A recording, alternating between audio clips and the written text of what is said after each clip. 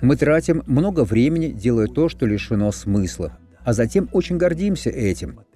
Посмотрите, какой я построил дом, посмотрите, какую я купил машину, посмотрите, что я сделал, куда съездил, какое получил образование и так далее. Соломон был самым мудрым в мире. В книге Экклесиаст 2:11 сказано следующее.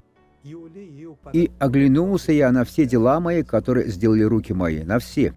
А он сделал много, он был мудрым и могущественным.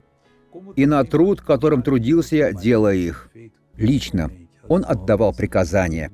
Его руками были подданные слуги, но было и то, что он сделал сам. И вот, все суета и томление духа, и нет от них пользы под солнцем. Знаете, что имеет смысл? Какое дело приносит пользу? Дело Божье. Когда мы благовествуем другому человеку, ходатайствуем за него, когда мы проповедуем Слово, когда мы просим: «Отец, избавь меня от искушения», придет сила Бога и освободит, и мы действительно будем счастливы.